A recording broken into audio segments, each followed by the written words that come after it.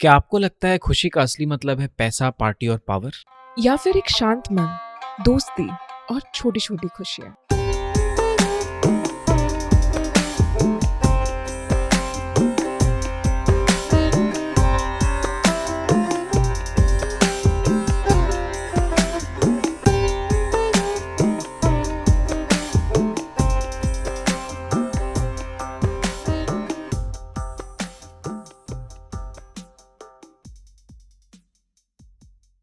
आज हम एक ऐसे फिलॉसफी के बारे में बात करने जा रहे हैं जिसका नाम है एपिक्यूरियनिज्म। ये एक ऐसी फिलॉसफी है जो कहता है pleasure is the highest good. But wait, ये वो प्लेजर नहीं है जिसे हम लग्जरी या बिंज वॉचिंग समझते हैं। Epicurus, the founder of this philosophy, वो कहते थे डर और दुख से आजादी इक्वल्स असली सुकून, दोस्ती और सिंप्लिसिटी इक्वल्स असली खुशी। डेथ से डरना बंद करो क्योंकि जब तक हम हैं डेथ नहीं है, और जब डेथ है तो हम नहीं है। तो चलिए आज डिस्कस करते हैं एक ऐसी फिलॉसफी जो है तो 2000 साल पुरानी, पर आज भी सारे फोमो, एंजाइटी और जितने भी ऐसे स्ट्रेस हैं सबका जवाब देती है। हम जो चलने लगी है ये रास्ते, मंजिल से बेहतर लगने लगी है ये रास्ते। खो जाए हम यूं लापता, लेना चले जाना कहाँ ना हो पता। कभी सोचा है सुकून की जिंदगी का राज क्या है? कुछ 2300 साल पहले एथेंस के एक छोटे से गार्डन में एपिक्यूरस नाम के एक फिलोसोफर ने सुकून की जिंदगी का एक नया रास्ता दिखाया था, जिसका नाम था the garden school. The garden school. Garden school Epicurus का एक फिलोसॉफिकल आश्रम था, लेकिन थोड़ा हटके। यहाँ कोई दिखावा नहीं होता था, कोई डिबेट नहीं होता था, बस सुकून, दोस्ती और सच्ची खुशी की तलाश होती थी। 307 BC में एपिक्यूरस ने एथेंस के बाहर एक छोटी सी गार्डन प्रॉपर्टी खरीदी, जहां उन्होंने अपने दोस्तों और स्टूडेंट्स के साथ मिलकर एक ऐसी जगह बनाई जहां लोग फियर फ्री और जजमेंट फ्री इन्वायरमेंट में फिलॉसफी सीख सके। गार्डन में लोग मिलते थे, बातें करते थे, खाना शेयर करते थे और लाइफ के बारे में सोच विचार करते थे। कोई रिजिड सिलेबस नहीं, कोई हायरार्की नहीं, बस एक सिंपल गोल, कैसे जिए बिना दर्द और बिना डर के। और unlike most of the ancient philosophical schools which had social and intellectual barriers, Epicurus's garden welcomed women, slaves and outsiders as equals. यहाँ सिर्फ थ्योरी नहीं होती थी, लोग अपनी डेली लाइफ में एपिक्यूरस प्रिंसिपल्स को अप्लाई करते थे, जैसे सिंपल खाना खाना, नेचर के साथ टाइम बिताना, दोस्तों के साथ ऑनेस्ट कॉन्वर्सेशंस और सुपरस्टिशन एंड अननेसेसरी डिजायर से दूर रहना। और जैसे एपिक्यूरस के गार्डन का सिंपल गोल था कैसे जिए बिना दर्द और बिना डर के, वैसे ही हमारे हॉस्टल लाइफ भी एक तरह से ट्रेनिंग ग्राउंड थी। स्ट्रेस के बीच भी खुशी ढूंढना और अपने दोस्तों के साथ मिलकर हर प्रॉब्लम को सॉल्व कर देना। बिल्कुल। एपिक्यूरस की ये फिलॉसफी डेमोसिट्रस, जिन्हें लाफिंग फिलोसोफर भी कहा जाता था, उनकी फाइंडिंग्स और प्रिंसिपल से काफ़ी इंस्पायर्ड है। डेमोसिट्रस ने 5th सेंचुरी BC में एटमिस्ट थ्योरी दी थी और उनका मानना था कि creation is made up of matter.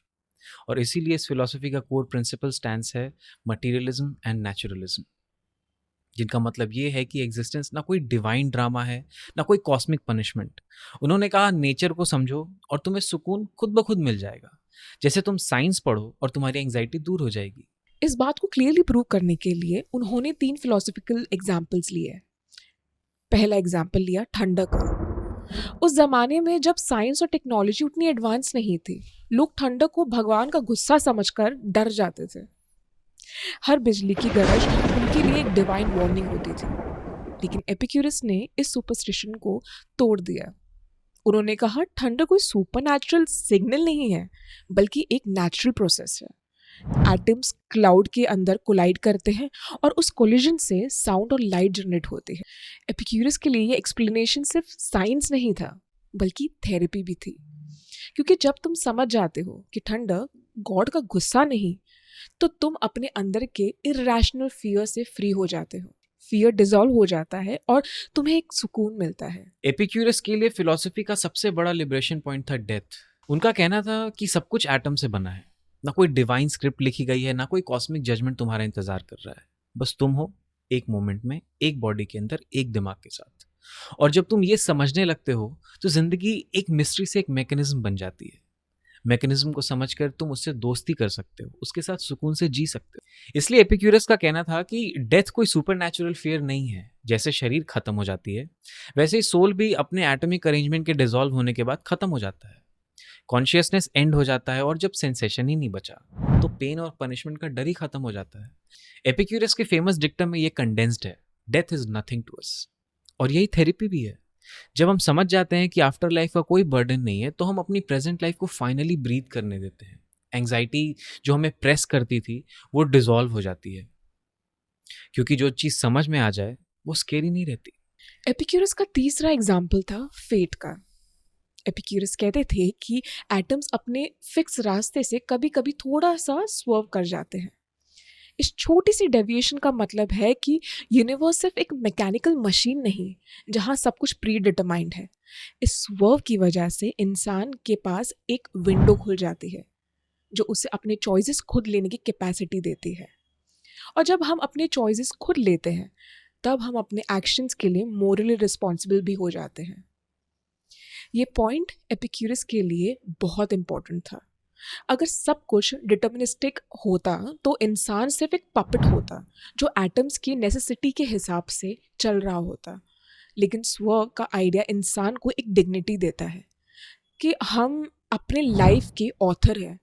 हमें फ्रीडम मिलती है अपने पाथ को चूज करने की, और इसी फ्रीडम के साथ आती है अकाउंटेबिलिटी। एपिक्यूरस की फिलॉसफी मुझे ये याद दिलाती है कि हम अपने दर्द को कहानी बना देते हैं और फिर उसी कहानी से खुद ही डर जाते हैं। इसलिए एपिक्यूरस कहते हैं समझने से सुकून मिलता है, डरने से नहीं। और शायद इसीलिए ये फिलॉसफी कोई स्केप नहीं बल्कि एक फ्लैश लाइट है जो हमारे अंदर के स्टॉर्म को नाम और शेप देती है। Epicurus defined the highest goods as aponia and ataraxia. अब इमेजिन करो तुम एक शाम को अपने बालकनी में बैठकर चाय पी रहे हो, हवा हल्की चल रही है, तुम्हारी बॉडी रिलैक्स्ड है और तुम्हें कोई फिजिकल डिस्कम्फर्ट नहीं है। उस मोमेंट में तुम्हें जो सुकून फील होता है that is what Epicurus called aponia. Epicurus के लिए अपोनिया का मतलब था एब्सेंस ऑफ फिजिकल पेन। उसने कहा था कि जब हमारी बॉडी पेन फ्री होती है तो हम ऑलरेडी हैप्पी होते हैं। हैप्पीनेस का मतलब सिर्फ लग्जरी या इंडल्जेंस नहीं बल्कि एक सिंपल स्टेट जहां हमें दर्द नहीं है, किसी भी तरीके का दर्द नहीं है, फिजिकल पेन। उसने अपने स्टूडेंट्स को समझाया अगर तुम्हें कोई पेन नहीं है और तुम्हारा माइंड काम है तो तुम्हें और किसी चीज़ की ज़रूरत नहीं है। सोचो एक रिच बिजनेसमैन जो रोज़ अपनी ज़िंदगी लैविश लाइफस्टाइल में जीता है, expensive cars, big house, endless parties, लेकिन अंदर से वो हेल्दी नहीं है। ब्लड प्रेशर हाई है, डाइजेशन इश्यूज है और स्ट्रेस उसका कांस्टेंट कंपेनियन है। दूसरी तरफ एक रिटायर्ड टीचर है जो सिंपल फ्लैट में रहता है, वो अपनी हेल्थ पे ध्यान देता है, दोस्तों के साथ टाइम बिताता है, इवनिंग वॉक्स पे जाता है और अपनी रूटीन को पूरे सुकून के साथ फॉलो करता है। एपिक्यूरस कहते हैं कि असली सुख या असली खुशी उस टीचर के पास है क्योंकि उसके पास अपोनिया है, एब्सेंस ऑफ पेन। एपिक्यूरस के लिए हैप्पीनेस का मतलब सिर्फ इंडल्जेंस या लग्जरी नहीं था बल्कि एक सिंपल स्टेट जहां तुम्हारी बॉडी पेन फ्री हो। और ये आइडिया आज के मॉडर्न थेरेपी में भी रिफ्लेक्ट होता है। माइंडफुलनेस थेरेपी तुम्हें ये सिखाती है कि अपने बॉडी के सेंसेशंस को ऑब्जर्व करो और नोटिस करो कि पेन के मोमेंट्स के बीच में कितने सारे पेन फ्री गैप्स होते हैं। जब तुम उन गैप्स को कॉन्शियसली एंजॉय करते हो तो तुम रियलाइज करते हो कि सुकून ऑलरेडी तुम्हारे पास है। एपिक्यूरस के नज़रिए में यही हैप्पीनेस थी, पेन के एब्सेंस को रिकॉग्नाइज करना और उसे सेलिब्रेट करना। जब तुम अपने पेन फ्री मोमेंट्स को कॉन्शियसली फील करते हो तुम अपने अंदर एक कामनेस पाते हो, और वो कामनेस ही अपोनिया है जो तुम्हें दिखाता है कि खुशी का सोर्स बाहर के लग्जरीज में नहीं बल्कि तुम्हारे अंदर के सुकून में है। अब सोचो तुम एक पार्क में बेंच पर बैठे हो, शाम का वक्त है, हवा हल्की सी चल रही है और तुम्हारे दिमाग में कोई टेंशन नहीं है, ना कल के बिल्स का स्ट्रेस, ना आफ्टर लाइफ का डर, ना किसी कॉस्मिक पनिशमेंट का थॉट। बस एक काम साइलेंस तुम्हारे अंदर। ये जो मेंटल सुकून है ना, that is what Epicurus called ataraxia. Epicurus के लिए अट्रैक्शिया का मतलब था फ्रीडम फ्रॉम मेंटल डिस्टर्बेंस। अगर अपोनिया बॉडी के पेन फ्री होने का स्टेट है तो अट्रैक्शिया माइंड की एंजाइटी फ्री होने का स्टेट है। उसने कहा कि इंसान की सबसे बड़ी प्रॉब्लम फिजिकल पेन नहीं बल्कि इररेशनल फियर्स है। Fear of God, fear of death, fear of fate. जब तुम नेचर को समझ लेते हो और अपने फियर्स डिसॉल्व कर देते हो, तुम्हें एक मेंटल कामनेस मिलती है। इसका रिफ्लेक्शन आज के मॉडर्न थेरेपी रूम्स में भी क्लियरली दिखता है। पेशेंट्स अक्सर अपने इररेशनल फियर्स लेकर आते हैं। अगर मैं फेल हो गया तो मेरी ज़िंदगी ख़त्म, या डेथ के बाद मुझे पनिश किया जाएगा। कॉग्निटिव बिहेवियरल थेरेपी उन्हें समझाता है कि ये सिर्फ डिस्टॉर्टेड बिलीफ है, रियलिटी नहीं। थेरेपिस्ट उन्हें रैशनल एक्सप्लेनेशंस देता है और धीरे धीरे वो अपने फियर्स से रिलीज हो जाते हैं। और जब हम अपने थॉट्स को ऑब्जर्व करना सीखते हैं बिना उन्हें जज किए, तब एक नई क्लैरिटी आती है। हम रियलाइज करते हैं कि हमारे फियर्स बस मेंटल इवेंट्स हैं, just like passing clouds, not eternal truths. जैसे ही हम उन्हें क्लाउड्स की तरफ फ्लोट करने देते हैं, हम अपने माइंड को काम कर देते हैं। ये सुकून, ये एंजाइटी फ्री स्टेट एग्जैक्टली वही है जो एपिक्यूरस अट्रैक्शिया के नाम से डिफाइन करते थे। एक माइंड जो सुपरस्टिशन और इररेशनल ड्रेड से फ्री होकर पीस एक्सपीरियंस करता है। True, and that's why Epicureanism became a philosophical refuge for those who were disillusioned with politics and religious dogma. ये फिलॉसफी कोई एंशियंट रेलिक नहीं है, ये एक लिव्ड एक्सपीरियंस है जो हर उस मोमेंट में जिंदा हो जाती है जब हम अपने दर्द को समझने की कोशिश करते हैं और अपने सुकून को डिजर्व करने लगते हैं और खुद से ये कह पाते हैं कि मैं सेफ हूँ, मैं इनफ हूँ।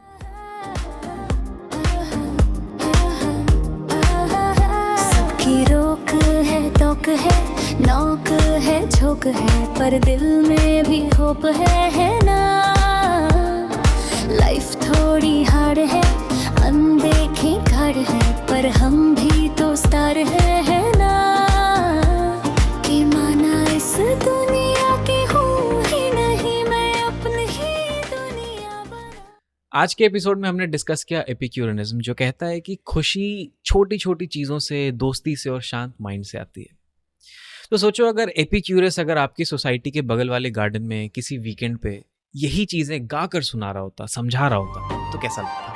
कभी तुझे लगे कि जैसे तू कुछ तो काफी नहीं, तेरी बातें सुनने मैं बैठा हूँ, बस यही, हाँ यही। हाँ, एक पल के लिए थम जा जरा, जी ले जरा। हाँ, हम जो है यहाँ, फिक्र कहाँ, डर है कहाँ। Thank you for watching this episode till the end. इस एपिसोड की शुरुआत हुई थी एक सवाल के साथ कि क्या पैसा, पावर और पार्टी ही असली खुशी है? तो बताइए, तो क्या आपको याद है कोई ऐसा पल जहाँ पे किसी छोटी सी बात ने आपको खुशी दी हो? Comment on the section below and follow us on Instagram, YouTube, Spotify and Facebook. And for our next philosophy, stay tuned. Until then, feel the fill.